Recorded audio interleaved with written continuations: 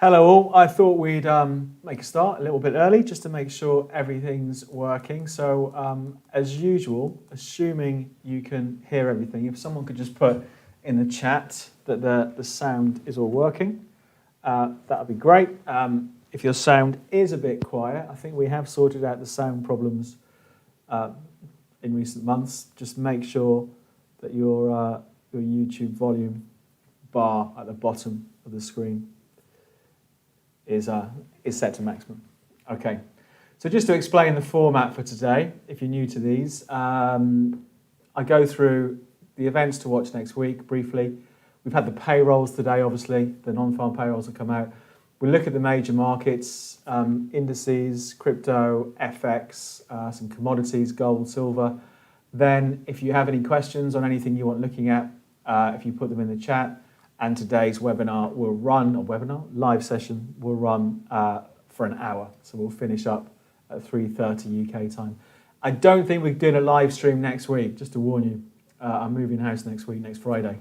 And so I think I'm going to cancel next week's live stream. But to make sure you receive notifications every time we go live, if you subscribe on YouTube, if you haven't already, and press that alarm bell button, you get notified when we go live. Let's just do the risk warning. The presentation is only for educational purposes. It does not contain and should not be construed as containing investment advice or an investment recommendation or an offer of or solicitation for a transaction in any financial instrument. David Jones and Capital.com accept no responsibility for any use that may be made of these comments and for any consequences that result. Spread bets and CFDs are complex instruments and come with a high risk of losing money rapidly due to leverage. 76.25% of retail investor accounts lose money when spread betting and or trading CFDs with this provider. You should consider whether you understand how spread bets and CFDs work and whether you can afford to take the high risk of losing your money. Okay, next week. There's always quite a lot going on next week. Monday, June the 7th, Japan GDP, so how well or not is the Japanese economy doing. Tuesday, June the 8th, Eurozone GDP.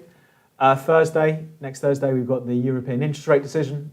No change expected, but the press conference after can sometimes throw a bit of light on how they're thinking. US inflation next week, Thursday, June the 10th. And Friday, June the 11th, we have the G7 meeting here in the UK, of course, down in Cornwall, isn't it? So that's Friday and Saturday. Next week, so we'll see. We'll see how those go. A quick catch up with the markets. Then, of course, we'll spend a lot of time on the platform. We're going to start off with oil today because it's pushed out again to a fresh high. But a quick look at what happened with the markets this week. Stock markets a bit boring, pretty flat. Gold and silver hit hard on US dollar strength. I think, particularly for gold, it's a buying opportunity. But we'll have a look at that when we get into it. Bitcoin and Ethereum. Pretty volatile today, I think, for Ethereum at least. I didn't check Bitcoin, but Ethereum got hit hard today. But I think, again, we'll have a look at it. I think in the great scheme of things, are they stabilizing down at these levels is the question. Crude oil, 2.5-year high. We'll take a look at that first of all. FX, weaker euro, weaker pound, although the pound has bounced back overnight, but on a stronger US dollar. So we had a lot of US dollar strength yesterday. We'll take a look at the dollar index. Take a look at that. And as usual, today I'm doing this with Capital.com. The platform is Capital.com. Go to Capital.com to open an account, open a demo account, download our app, all the usual stuff. To find out more about me, go to davidjonestrading.com. That takes you to a Facebook page. I've put my trading course up there. So if you go to davidjonestrading.com, you can find out a bit about me. Any questions after today? Clearly we can't give financial advice, but any questions on trading strategy and stuff, drop me an email, david.jones@capital.com. You can follow me on Twitter @JonesTheMarkets and follow Capital.com on YouTube where you're watching now. We do push out 3 different videos usually on different markets during the week on YouTube, plus we do this live stream. We've launched a stocks channel in the last few weeks. If you look in the description of this live stream video, there's a link to our stocks channel. So we do 3 different stocks a week, US stocks. We did Exxon today. That should be going up a bit later today. So follow us on YouTube, Twitter and Facebook. Okay, let's get into it. Let's talk about this move in oil. Incredible move, incredible trend. Over the last, well, it's more than 12 months now in oil, and it's pushed higher on these payrolls. How high did it get today so far? 69.60 has been the high. We've got to go all the way back, October 2018, to see oil as high as this. And I've said all along, I think, when we've been looking at oil, the trend is up. I think I said last week, whenever we put an oil video up, occasionally somebody will say, why are you always looking to buy oil? Well, because of this trend that is slapping you in the face. So more strength today, again, for oil. I think it's been interesting that it has broken out. It did a few days ago break out through, hold on a second, those March highs around $68. So for me, I've got, in my own account, I've got a trade on in oil. If I saw a bit of a weakness next week, I'd be looking to buy the dip. I think if we flip it over to an hourly chart, there's our trend in oil on the hourlies. So I don't think it'd be too ambitious to say $70 oil, perhaps, considering it's only 50 cents away from it. Our trend looks something like that. And a great trend here on the short-term chart from, well, it's only been going for a couple of weeks, but lots of support. Yesterday, I think it sold off to 68. Big support on this big move down to 67.20. So for me, if oil got knocked back a couple of dollars from where it is now, it still looks like a buying opportunity. So some real strength off the back of the payrolls. The payrolls didn't come in as expected. I think the forecast was for about 675,000 jobs to be added. The actual number was it 559, 560,000 jobs were added in the end. So slightly worse than expected, but not too bad really by any means. But great move in oil, 2.5-year highs in oil. So for me, the trend on that one is pretty clear. Right, let's take a look at stocks. Let's look at the S&P. I would guess stronger S&P, you'd think, after the payrolls. Here we go. So the payrolls came out at 1:30, so just over an hour ago. The S&P was trading at 41.96 before those payrolls came out. It's jumped up about, 20 points at the S&P.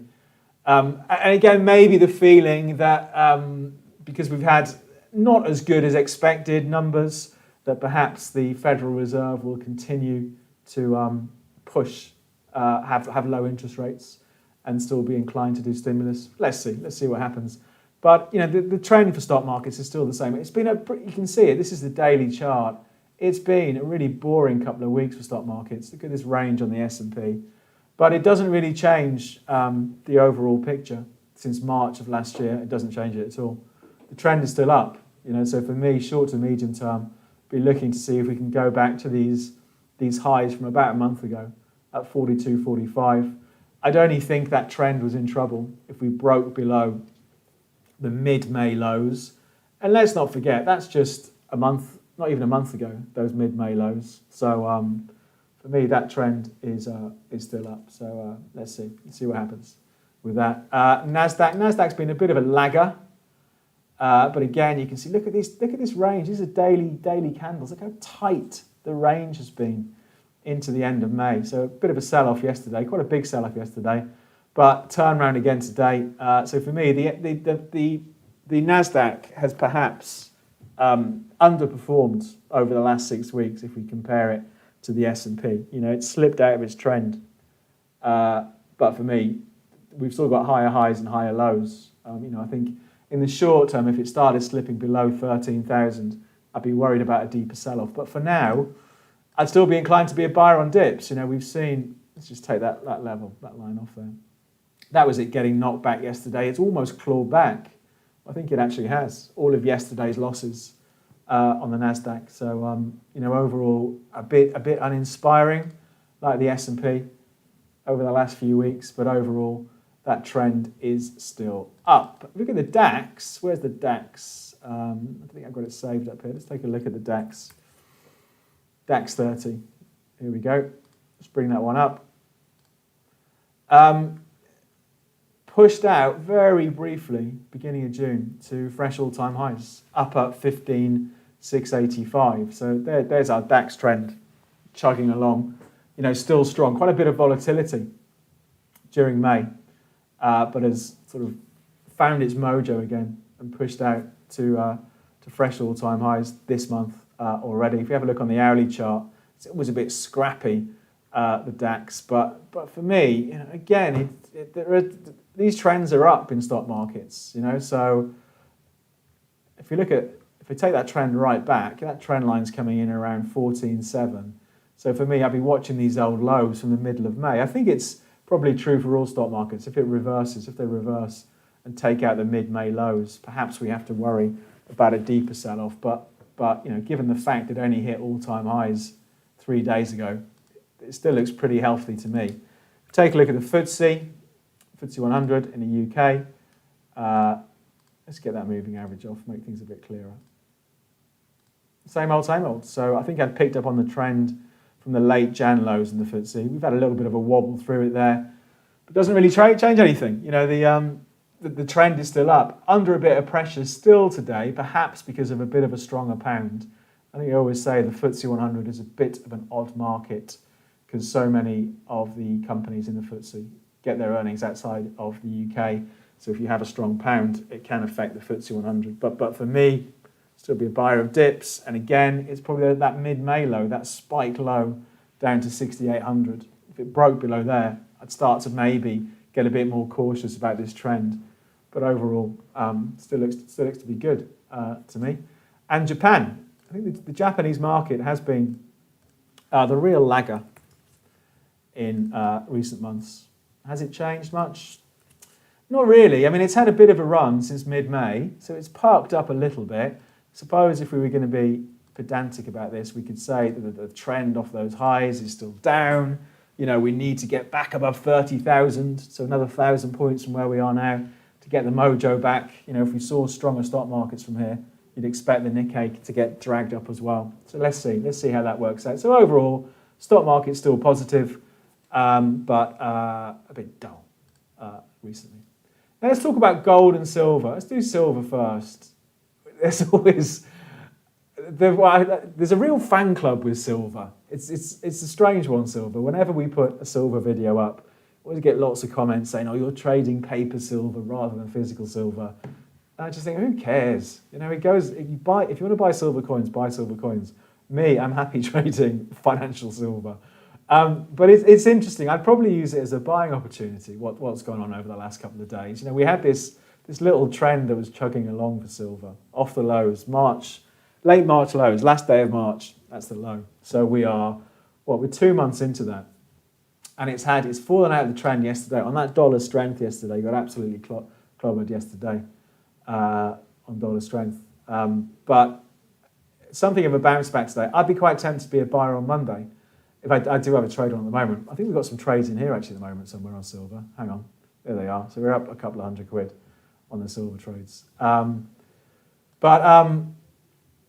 Yeah, as a short-term trade, I think it's interesting down here. There's support for me. If I was trading it, I'd put a stop, probably the other side. Again, these mid-May lows are important in markets. So 26.70 was the low from mid-May. Perhaps, if we don't see the dollar make a big comeback again, we'll have a little push up above 28.50. I've said I think it will be a while before we see silver above 30. It's been such a graveyard for the bulls, this sort of 28 to 30 zone on silver, going back to August last year. So it's quite interesting. So I think it's interesting to see what happens today. So for the moment, I'd be tempted to be a buyer. I think if it lurched much below 26.70, that trend is well and truly over in silver. So it's an interesting one to watch for the rest of today and going into next week. And it's a similar sort of theme in gold, to be honest. Again, I think we've got a trade in gold running on this account that I use for the videos. There's the gold. We've got a couple of gold trades. So we're up 430 quid on one and up 23 quid on the other one. But for me, look at that. That is almost a perfect touch of the trend line. So that trend in gold has been going again since the late March low. So today's price action looks like an almost perfect touch on that trend line. So again, for me, arguably we're thinking about being a buyer here. Where would you put your stop? The closest I'd want it, probably the other side of 1840, perhaps a bit further down here near 1800. But it's interesting, I think, the sell-off. So assuming the lows today hold, that trend still looks okay. And next week, I'll be targeting a run back to 1920. Then perhaps we get a move back up to the early Jan highs, the highs for the year actually at 1960. So let's see how it works out. But a big sell-off yesterday, quite dramatic, but it doesn't actually change, for me at least, the big picture for gold, which is still this trend for the last 3 months is up. I think if we start to lose 1840, I'd have a bit of a question mark over that. But overall, all still positive for me. Let's take a look at the crazy world of the cryptocurrencies. So we had, clearly we did with that big sell-off, didn't we? From 60k down to 30 in Bitcoin. We'll have a look at Ethereum in a minute. Into the middle of May, sorry. And since then it's stabilized. And so nothing's really changed, from where we were talking about this a week ago. I would still argue that trend is still up, just about, even though it's faffing around the trend line. So for me, if I had to do anything on Bitcoin now, I'd be a buyer, and I'd put my stop loss, the closest I'd have it, the other side of 30,000. But it's not surprising, I think, that we're just seeing sideways trade. I think a lot of the hodlers will have got very spooked by the fact that Bitcoin halved in the space of a few weeks or so. So I think a lot of the wind may well have been knocked out of this market. But for now, it's interesting that it hasn't taken out that sort of 30,000 level properly. So I think it's an interesting one. I think if we start to trade below 28 to 30,000, it does look like a change in trend for Bitcoin. But let's see. But for now, holding above here. Let's see what happens. Ethereum. I think Ethereum took a bit of a dive today. I've got an order. We did a video on Ethereum earlier this week. Or was it yesterday? I can't remember. So I think I do have an order in. I don't know if it's been filled yet. Got an order in to buy Ethereum at 2,500. How low did it get today? It got as low as 2,545, so almost. So for me, it's the same on Ethereum. If the Ethereum collapse was much quicker than the Bitcoin collapse. So again, I think, a bit of consolidation down here, not surprising. I'm sure plenty of people had their fingers burnt by this crash. It is a crash to me. If the price halves in a couple of weeks, that is a crash. So I think perhaps we need to be patient to see if these cryptos can build a base down here. Let's see what happens. That's the cryptos done. We did gold, currencies. Let's look at currencies. What do I want? Charts. So let's have a look at euro US dollar first. So again, euro strength off the payrolls, not surprising. But let's take a step out and look at the daily charts. I think it's quite a difficult market to call at the moment. I'd probably still be tempted to be a buyer. At the moment, the euro is trading pretty much where it was in December. So if you looked at it, over the last 6.5 months, it hasn't really gone anywhere. But clearly it has. There's been lots of volatility. I'd be tempted to be a buyer if I flip it over to the hourly chart. It's fallen out of this trend over the last couple of days. But I'd be tempted to give it one last go at trying to get its mojo back and move back up above 122.60. So would I buy it here? I'd maybe wait this afternoon and see if it comes back to 121. So it's a bit of a tricky one to call, I think, euro US dollar at the moment. But if I had to buy it now, I'd be tempted to put a stop the other side of 121 or 120.50. Pound against the dollar. The pound against the dollar is still in that trend, broadly speaking. I think if we pick up on the trend perhaps from April, it's still in that trend off the April lows. Here we go. That's a bit clearer, isn't it? So off those April lows, it's got trendline support coming in at 140. So for me, it would have been a good buy yesterday at 141 with a stop the other side of 140. Interesting to watch next week if we see it give up some of today's gains. Does it drift back towards 140? It'd be interesting down there because clearly, 140 was such big support. Again, middle of May, and the market did move higher. But that trend is still up for me, so I'd still be inclined to be a buyer of dips in pound against the dollar. What else should we look at? We've done all the major stuff, I think, haven't we? Dollar index. Let's have a quick look at that. Then I'll jump into the questions. I think it's really interesting, the moves in the dollar index. I've talked about this a lot. The strength we saw last year. So this is the dollar against a basket of different currencies.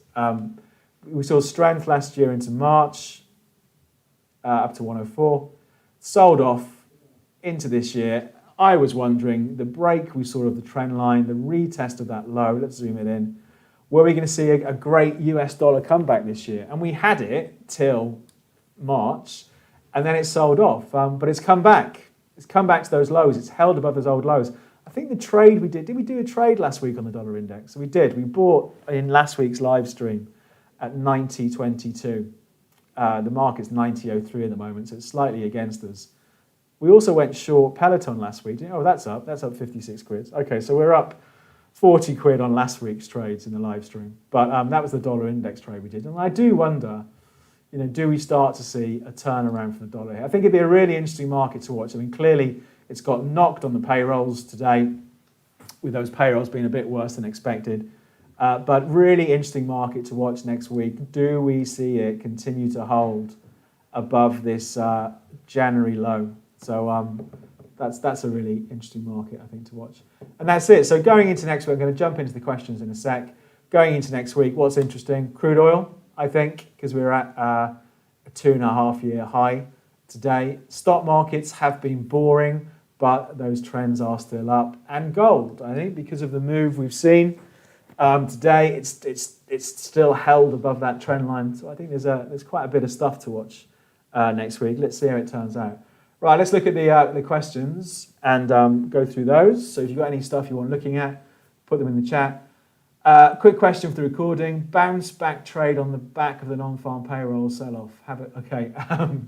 I think it is. I think for me the bounce back trade is potentially in stuff like gold, as we've seen here. Pound against the dollar, but it has bounced back already. But we were talking about that in the training course session I did yesterday. For people on my training course, we talked about that yesterday, and it has worked out pretty well. If it sells off next week, I'd be a buyer back at 141 again. So it's interesting. Payrolls are always interesting. I think I'm glad we don't do our live stream over the payrolls anymore, because it's a bit like a headless chicken how markets are over payrolls. They go crazy for 15 minutes, and I think you need to leave things settled down. But I think pound would be an interesting one to watch next week. What else have we got? Can we talk about inflation? Inflation is still a big concern for markets. I think it will be an issue as the year goes on, inflation. But look at stock markets, they don't seem too bothered at the moment. The classic way to combat inflation is to raise interest rates. Stock markets don't seem to be concerned about that. I think if stock markets break out again, the S&P 500 to fresh all-time highs, I think we could see quite the move higher. Let's see if and when that happens. But I don't worry about inflation too much, but I do think it will be more of an issue later in the year. What about AMC next week? AMC, again, the old meme stocks are back, aren't they? AMC, absolutely nuts. I say what I always say with these. If you're in it and you've made money, congratulations. But it's a trade. It's not a market I would even consider trading. Because I think if I was looking at it yesterday, look at yesterday in AMC. Touched $75 and also touched $37. So if you have a market that can halve in a day and then go back a bit, for me it's too crazy. I think, again, if I had to buy it now, I'd be a buyer with a stop at 35. But it's just, these meme stocks and Dogecoin as well, that crazy crypto.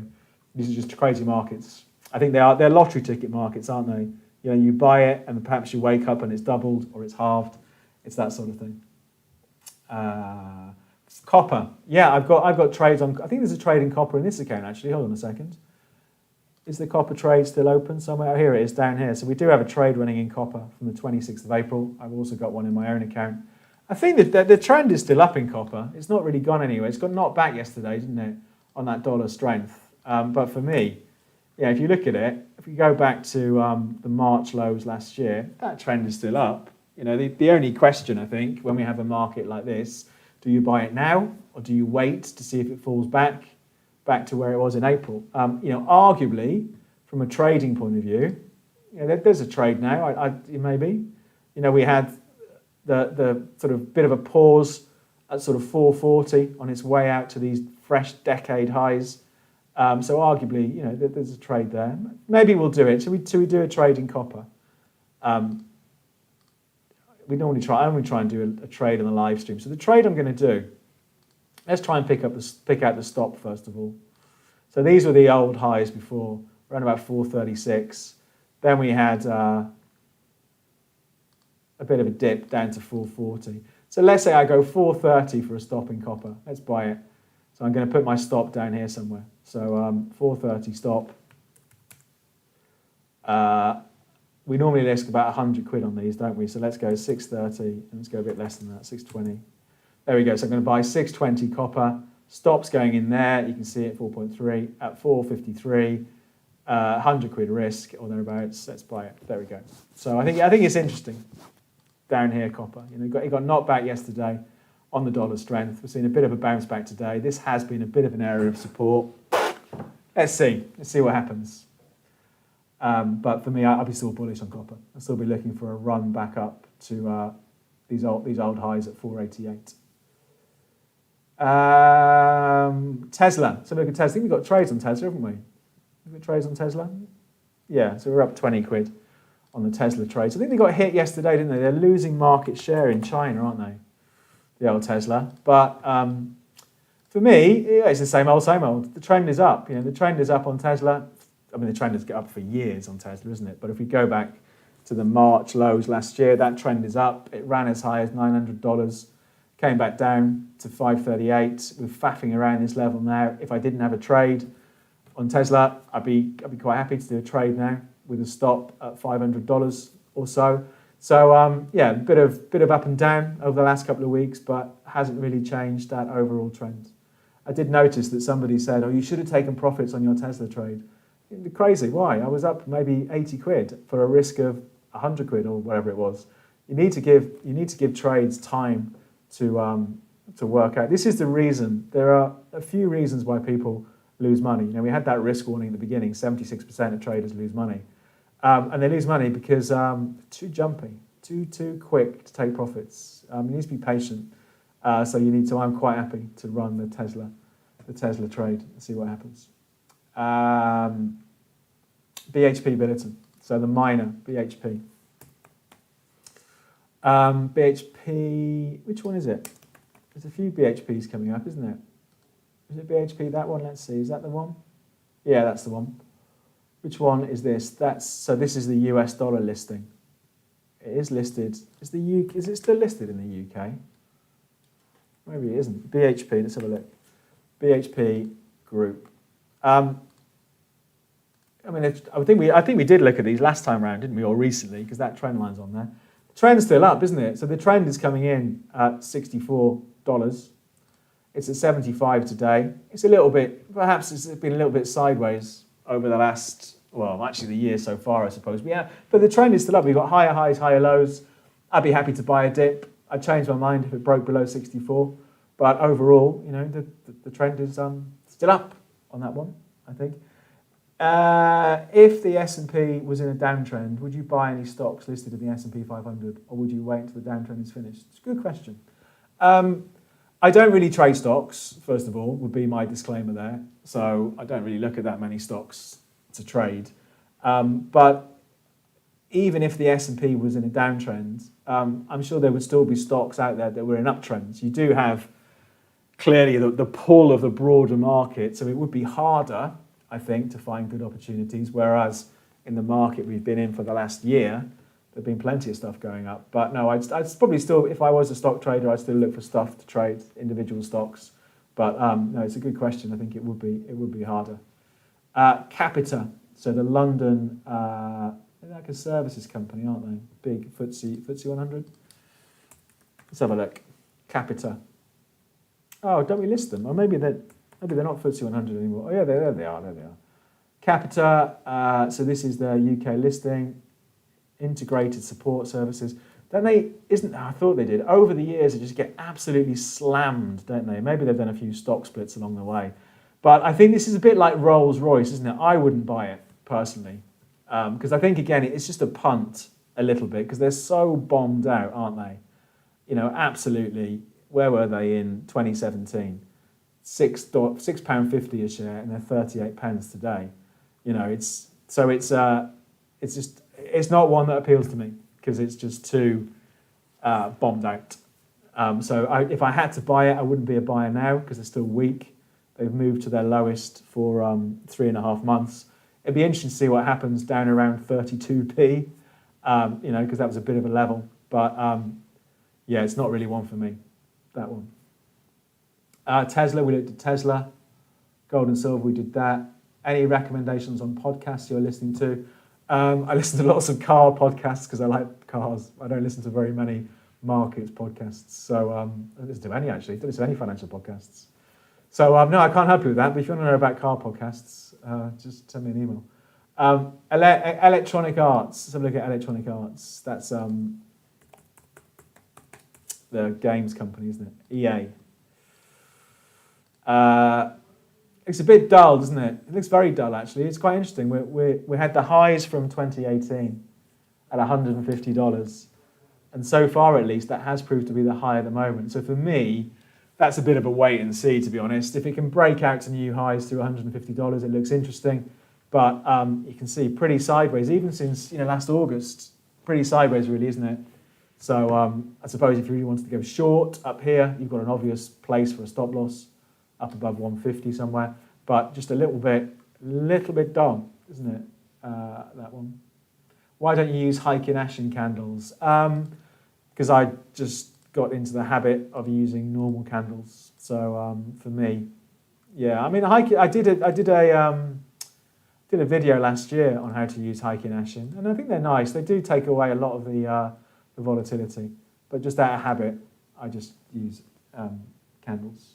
There's no magic chart to use, is there? A lot of the time it's what you feel comfortable with. Is that Alibaba? There we go, Alibaba. It's interesting that I think we were short of those, weren't we? In one live stream. I mean, the trend. If we went back to, I don't know, where do you want to go back to? Back to here? Well, I don't know. Hang on. Where is the trend on this? Hold on a second. I'm going to go all the way back to 2016. So I would say that trend is still up, and we've just had another touch of the trend line. So for me, it'd be a buy. You might want to be a bit more patient because you could also argue that the correction from the highs is still in place. So at some point, one of these trend lines needs to give. If I was a betting man, I'd put my money on breaking out of this trend line because the longer term trend is still up. But it's interesting down here, isn't it? If I was a buyer down here, the absolute closest I'd have my stop the other side of $200, if not a bit further away. But it's an interesting one. But we've got these converging trends at the moment, so we'll see. We'll see what happens. New Zealand dollar, Canadian dollar. Let's have a look at those. New Zealand dollar, Canadian dollar.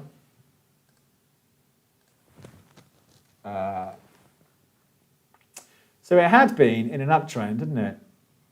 And then fell out of it in March. And it just looks really weak now to me anyway, because we've got this new trend that's been chugging along downwards. So for me, that would probably be the trend I'd be focusing on. I suppose if you wanted to do a counter trend trade and go against the trend, there's an argument for being a buyer because these lows were pretty important in 2020, down at 85.75. So if you really wanted to buy it because you thought the trend was going to end, and I suppose it has gone broadly sideways over the last month. So you could be a buyer with a stop the other side of 85.70. I'd rather wait for that trend to break. But it's an interesting one down here, I think. We've got these big levels coming in, but the trend is still down. So let's keep coming back to it and see what's happening. Can we have a look at Euro Aussie dollar? Yes, let's have a look at that. So Euro Aussie. There we go. We must have looked at this one recently because that trend line's on there. So for me, I think I would buy the euro. I think perhaps we're leaving that old trend behind, and we're chugging along into a new trend. So I'd be inclined to be a buyer on dips. I think maybe we'll see it sell off a bit more from here, but lots of good support at 154. So about 300 points below where we are now. It could be an interesting one to watch next week. That one. So for me, if we saw it under pressure from here, I'd be inclined to be a buyer. I think of euro against the Aussie dollar. But that's an interesting one. I still wonder what would be the best way to trade sudden stock surges like AMC, BlackBerry, etc. I think with us, because you're trading with CFDs, so you're trading the underlying market, based on the underlying market. But they're so crazy. I mean, what do? There's BlackBerry. So if you thought, BlackBerry, where's it gone? It's gone from $21. This is ridiculous. So many people are going to get their hands burnt on these sort of things. I think it really is a baptism of fire for some people into stock markets. Yesterday, BlackBerry was $21.50, and it's $14.70 now. It's moved 30% in a day. Crazy. There's no way of knowing. That's why I refer to them as lottery tickets, these stocks. If you're in them and it goes the right way, it's great. But not of much interest to me. Can we look at Lloyd's Bank? Yeah, Lloyd's Bank was I remember that from the other week. They were in a good trend, Lloyd's Bank, weren't they? Let's have a look on the dailies. Still going. So that's the trend line we put in at some point. So for me, I wouldn't be too shaken by this weakness. I'd be looking to, we've got a good trend coming in at 42, got good support at 44. Again, it's not one I would look at much personally, but the trend from last October is still up. Clearly, if you went back in time, not so pretty a picture. You go right back to however far we can go back on these. But good recovery trend chugging along on Lloyd's Bank. Dollar against the Chinese yuan. Dollar, what is it? USD CNH. We looked at these the other week, didn't we? I remember this. Still weak, I think, isn't it? It's interesting. We had a bit of this is a daily chart, it's a bit of a rally in the US dollar, but still weak overall, I think. So it's still, so in a trend like that, you'd still be looking to be a seller of strength in that market, I think. Capita, yeah, we looked at Capita. DAX, we did look at the DAX, we had a look at that. We looked at copper.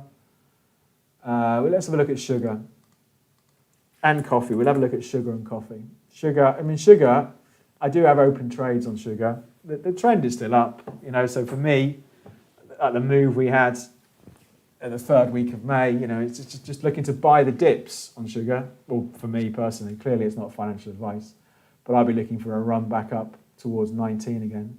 One of my best trades in recent weeks has been on coffee. I'm still in it. I can't remember where I bought it. I think I bought it here. Interesting move over the last few days, back to that trend. It's quite a sharp trend in coffee. So I wonder, that could be an interesting one to watch next week if you're interested in the commodities at all. See if that trend, there's the trend on the hourly chart, see if that continues to hold. So for me, I'm in it. I've got my stop at break even, and I'm looking to see if we can get back up to 165 coffee. Let's see what happens. We looked at DAX. We did look at the DAX. DLTR, is that Dollar Tree? Is that US stock Dollar Tree? I think, there we go. God, it's a bit scrappy, isn't it? It's interesting though. For me, there probably is a trade there actually. Maybe that's the trade we'll do. We did a trade on copper, didn't we? Perhaps we'll do a trade on this one. So for me, it's interesting because we had a nice little trend sort of chugging away, looking something like that, I suppose. And something's happened. I don't know if they had earnings or something the last week or so. It's got knocked back, but we haven't taken out the 95 level. And for me, that's quite an important level because it was a bit of a springboard on the way up. So for me, with it trading at 101-ish, it's quite interesting. I'd give it another chance and think, right, can we push back up to 120 from here? So let's put a trade on. We'll buy it and we'll put a stop at 90, and we can see how that one performs. So I'd be looking to see if it can bounce. If it slipped much below 95, I think that trend does look to be well and truly over. How many shares do I have to buy? 10 gives me a risk of 80. I buy 12, 13, there we go. So buy 13 shares at 101.23, stop at 90, gives me 100 quid risk. Let's buy it. There we go. So we bought 13 at 101.23. So for me, it's an interesting one. It's got clobbered. We've seen a bit of stability. Do we see it try and claw its way back up to where it was just the beginning of April? Dollar Tree. Natural gas. Crazy market, natural gas. I did a trade on natural gas actually for myself this week. I think it's a break even at the moment. It's such a weird one though, natural gas. So for me, it's been a bit scrappy again the last few weeks, but for me on natural gas, it's probably clearer on an hourly chart where it punched out to these highs at 320. It got knocked back really quickly to 290, and we've seen it recover. So for me on natural gas, it is all about that 290 level at the moment. Can that hold? So if I was a buyer now, I've had my stop below 290. I think if it loses 290, the risk is it goes all the way back. Let's get rid of the RSI. All the way back to where it was in early April, natural gas. So I think that 290 level is pretty pivotal. So we'll see. But I think it's a bit of a tricky market, that at the moment, the oil natural gas. Yeah, we looked at Ethereum and Bitcoin. So you can watch the recording. We did look at that. We looked at gold. Did you enjoy your spring bank holiday? I was in here doing a video actually because it's only a holiday in the UK, so it's not a holiday in the rest of the world. So I think we pushed a video out on Bank Holiday Monday. So it was business as usual for me. Cryptocurrencies. At what percentage of a winning position do you move the stop loss to break even? Good question. All covered on my trading course. But I think it's a good question to ask because most people move their stops too quickly. So most people are too eager when they're in a winning trade to lock in profit, and it's ridiculous. Let's say you do a trade. Let's take that trade we just did on Dollar Tree. Where is it? Or Peloton. Peloton's a good example. So the trade we did last week in last week's live stream on Peloton, sold them at 113 with a stop at 130. So the risk was 100 quid. At the moment, the trade is up £59 almost. But if my risk was 100 quid, I'd be crazy to try and snatch at profits now. You need to give trades time to work out. And another reason why people lose money, why most people, 3/4 of people lose money trading, don't forget. Another reason people lose money, their losses are about twice the size of their profits. So don't be in a hurry is my free tip on moving stop losses. Okay. Gold and silver, we did those. Did the DAX. What about wheat? Yes, I have got a trade. I did a trade on wheat. Was it yesterday or the day before? I can't remember. But yeah, I agree with what you said about wheat. What did you say? Good consolidation seems like a good place. For me, yeah, trend is up on wheat.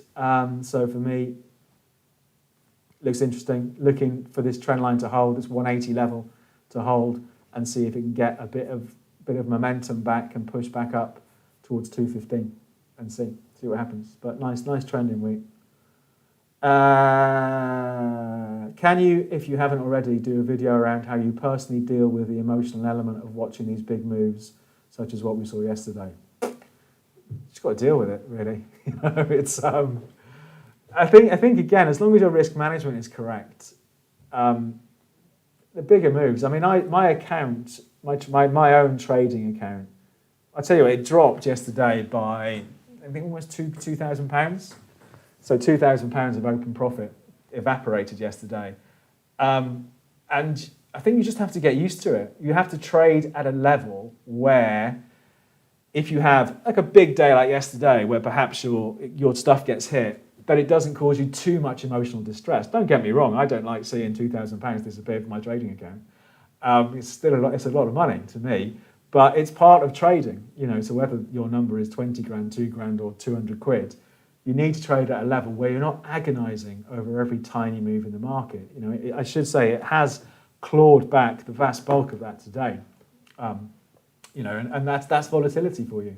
So I think if you're getting very stressed out a lot of the time by your own trading, it's probably the market's way of telling you you're trading too big, is what I would say. So you need to cut your size down. That would be my tip. I've given lots of free advice today. Can we have a look at Volkswagen? So let's have a look at Volkswagen. So this is the Euro listed stock. Clearly it's in an uptrend, isn't it? I always have a problem with markets like this when they're so far away from the trend line, which is sitting at 166. where if I bought it now, because the trend is up, so I'd have to be a buyer, where would I put my stop? It would be too far away. So for me, clearly the trend is up, so if I was in it, I'd hold it. But I'd rather see some weakness to be a buyer, if that makes sense on Volkswagen. It's quite interesting. We don't have that much data. Well, we've got data going back to 2015. I wonder if that was a major peak back then. I don't know. But interesting, and clearly if it breaks out through 250, it's interesting, but it's probably... okay. Platinum. Yes, Platinum's interesting. Platinum got really hit. Yes, the oldest trade I have running, one of them, is Platinum, and it's just doing nothing. I've been in since, I think, maybe January, and it's slightly up, but not really. The trend is still up on Platinum. So I personally would use yesterday's weakness, you can see there, as a buying opportunity. So for me, if I didn't have a trade on, I could be tempted to be a buyer and put a stop the other side of 1100. But it's been a really boring market, as you can see. It's been, had this run in March, in Feb, and it's just gone boring again. But that trend is still up, so I've still got my open position in Platinum, but it just flip-flops around from being in profit to being in loss. Aston Martin, yes, look at Aston Martin. What an absolute disastrous performance that has been over the years since they came to the market. I mean, hang on a second, I think they've done a few share splits, and I don't think we've incorporated the share splits. So let me just have a quick look somewhere else and to see how it looks. Hold on a second. Because it's quite interesting. I mean, the share price dropped about 90% from where it came to the market. Let me show you. So this is an adjusted one. So let's zoom right out. So they came to the market at an adjusted price of 115 a share, and they traded as low, May 2020, as 5p. So if you'd have bought on the first day of trading, you'd have actually lost more than 90%, wouldn't you? You'd have lost about 95%. So I suppose it's interesting at the moment, isn't it? I mean, I don't know. I suppose you could say the recovery is chugging away at the moment. If I had to be a buyer, I'd put a stop maybe at 15p. But I really don't like penny shares, so it's not really one for me, to be honest. But it is sort of having a go at recovery. Can you please teach us how to buy call options? You can do call options in the UK. If you don't know how to buy call options, don't trade options. Options is much more complicated than this. And I think when I first started trading, I started trading options, and it's back in the 90s. The frustrating thing about options, and I still trade options now, but slightly differently. The frustrating thing about options is you can be right on the move in a market, but if your timing's not right, you can still lose money. So if the market doesn't move quick enough, you still lose money. And the best way to find out how it works is to do it and lose some money, and then you'll see. Because that's the frustrating thing. Whereas with contracts for difference and spread betting and everything else, you don't have the time value built into the price. So for example, you could have bought a pound call option back in the middle of May. The pound has moved higher, but if it hasn't moved quite quick enough, you could still be losing money on that option. So it's a very complex topic, options. So interesting, but I wouldn't just jump into it blindly. And we don't cover options, so I don't talk about options on this thing. Dollar yen. I think I'm long dollar yen actually. I still think arguably the trend is still just about up in dollar yen. So for me, I would still be inclined to be a buyer of dips. Clearly, you can see the dollar's taking a big hit today. If I flip this over to an hourly chart, let's take a look. Oh, look at that. That really is getting clobbered. That's not going to help my dollar yen trade, is it? But I would say that just about, if we pick up on the trend from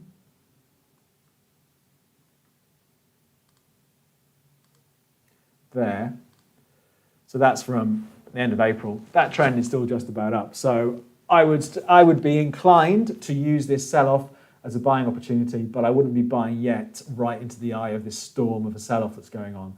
But I think that's an interesting market to watch next week. Lots of dollar yen support running from 108.30 through to 108.60. So I think it's interesting one. And I think volatility like this is always an opportunity. For most people, it's an opportunity to lose money. But I think if you're patient and you think, okay, where does this put us in the overall trend? It can be interesting, I think. So that's a really interesting market to watch next week.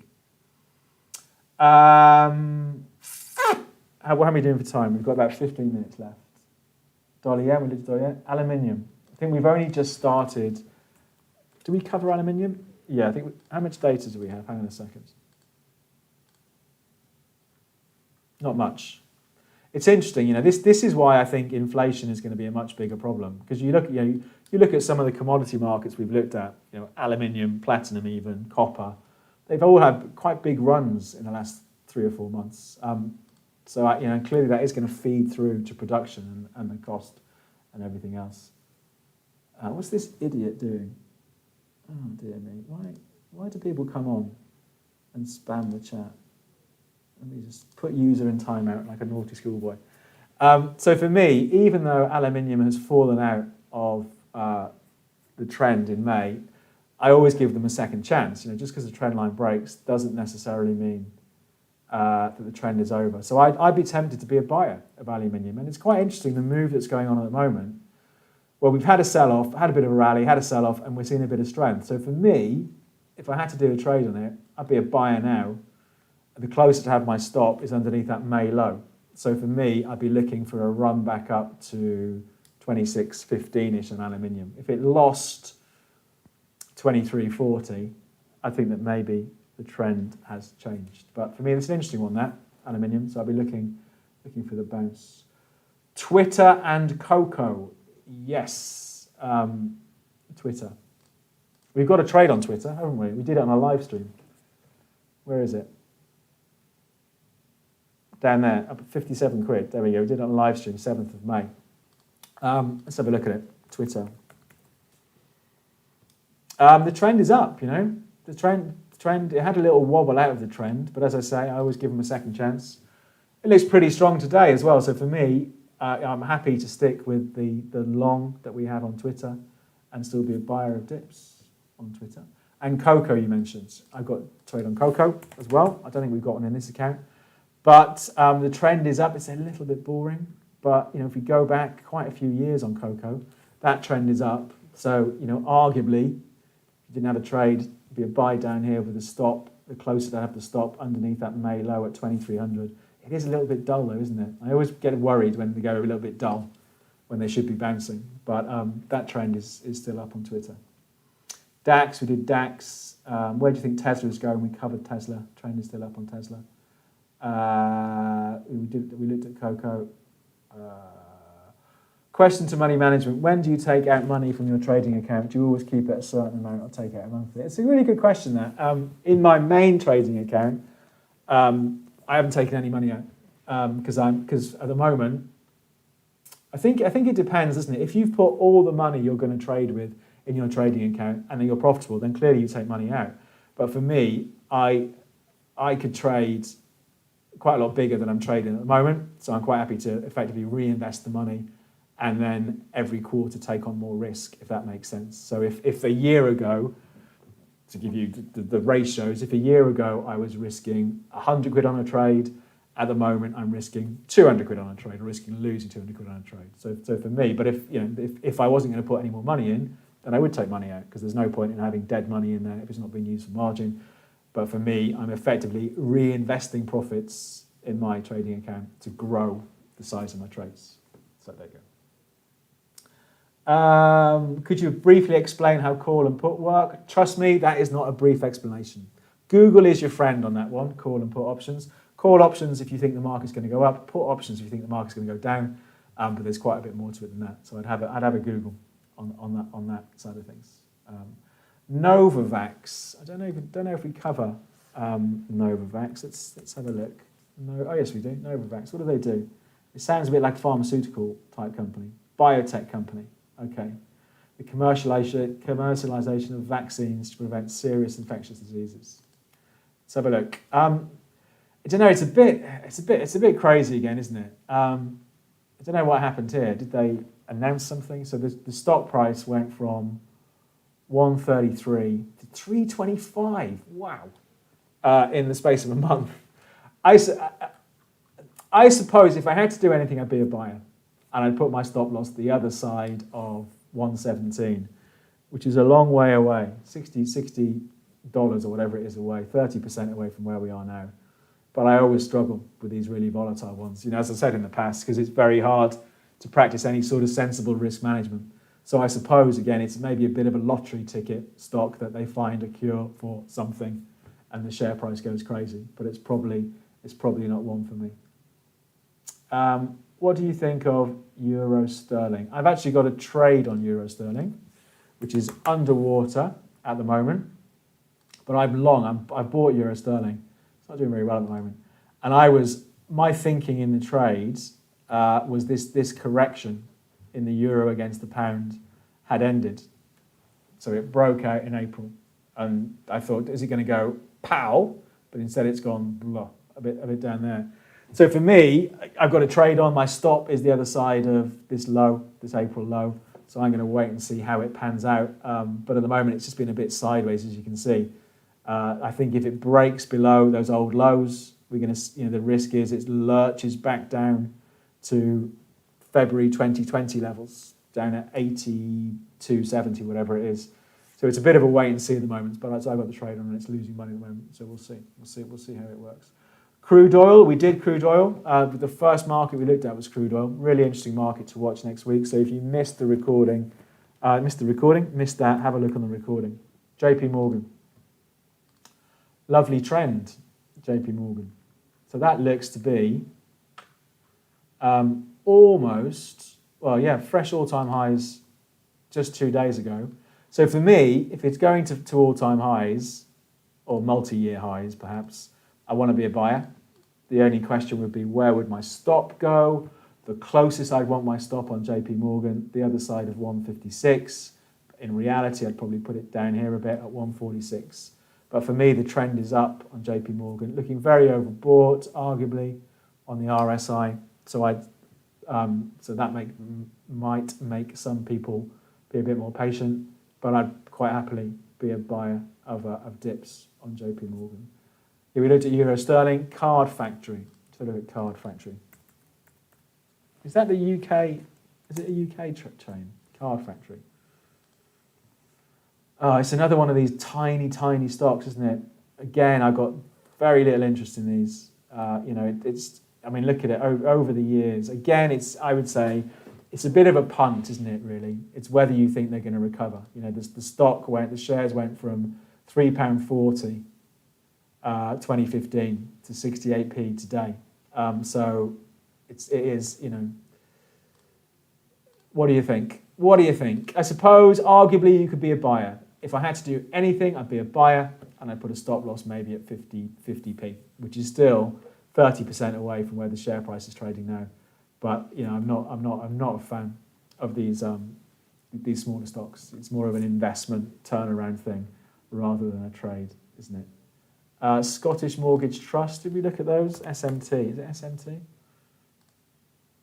Oh, I don't think we cover those. Let's see if I can find it on here. SMT, Scottish Mortgage Trust, there we go. Pretty volatile. What do you think? They got really hit, didn't they? Are they the ones who've got a big position in Tesla? Or am I going to get confused with somebody else? I don't know. Difficult one, I think that. I mean, it went from 14 down to £9.5. What would you do? I would do nothing, personally, on that one. Great trend up, comes crashing off, just a bit choppy. So for me, that would be a sit and come back to it in a few months' time and see what happens. What do you think about the Shanghai Composite Index? Will it go up like Bitcoin? I don't think so somehow, but you never know. Shanghai Composite. We don't cover it, the Shanghai Composite, unfortunately. So we will never know if that will go up like Bitcoin. Right, we're going to start wrapping things up there. So what I'll do, don't forget, do this with Capital.com. That's their trading platform. This has been their trading platform. You can download their app. DavidJonesTrading.com that's my Facebook page. You find out a bit more about the trading course and sort of market thoughts from me during the week. David.jones@Capital.com is my email address. Any questions about strategy, feel free to drop me a line. @JonesTheMarkets on Twitter is my Twitter address. And follow Capital.com on YouTube, Twitter and Facebook. So I don't think there'll be a live stream next Friday because I'm moving house on Friday. There will, as usual, be the 3 videos during the week. Don't forget to have a look at our stocks channel. The link is in the bottom of the description. If they're watching the video, if you're watching the video and you're not subscribed, click on subscribe. I think that's it, isn't it? That's it. So I think we'll finish things up there. Thanks for coming along. So the next one will be in 2 weeks' time. Really interesting markets to watch next week after the big moves we saw yesterday in the dollar. Crude oil, really interesting. Gold, interesting. Let's see what next week brings. So good luck with your trading.